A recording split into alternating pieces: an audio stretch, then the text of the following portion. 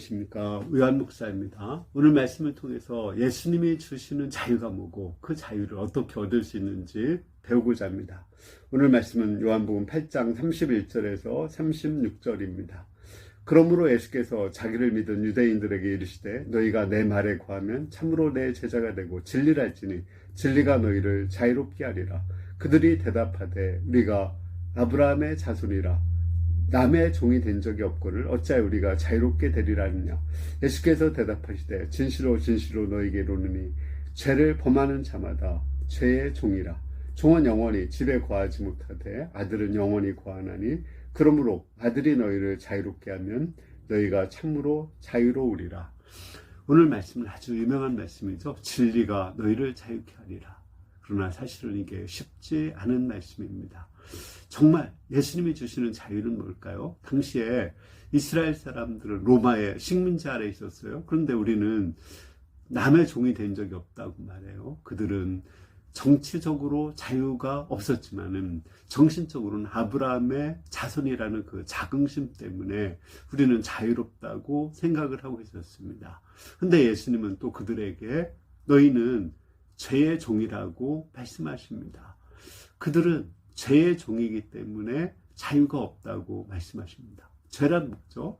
하나님과 사람과의 관계가 깨트려지는 거죠. 그 관계를 깨트리는 게 뭐가 있죠? 교만도 있고 불신도 있고 탐욕도 있고 거짓도 있습니다. 이로 인해서 하나님과 사람들과의 관계가 깨져 있고 그들은 죽음 가운데 있고 또 나중에 죽어서 하나님의 심판을 받고 영벌에 처하게 되어 있습니다. 그러므로 그들은 진정한 자유가 없는 것입니다. 그들은 자기 마음대로 살고 싶다고 하고 또 살고 있다고 생각하지만 사실은 그 본성인 죄의 소욕을 따라서 교만과 불신과 탐욕과 거짓을 따라서 행동을 하고 있었던 것입니다. 그러므로 그들은 결국은 죽고 심판을 받고 영벌에 처할 수밖에 없습니다. 그러면 그들이 어떻게 정말 자유로울까요? 여기 보면 예수님이 하나님의 아들이 그들을 자유케 한다고 했어요. 예수님의 말씀에 거하면 예수님의 말씀에 구속을 받으면 오히려 그것이 자유롭게 된다고 말씀하셨습니다. 예수님은 길이요 진리요 생명이십니다. 따라서 우리가 예수님의 말씀에 순종하면은 그 말씀 안에서 우리는 정말 자유롭습니다.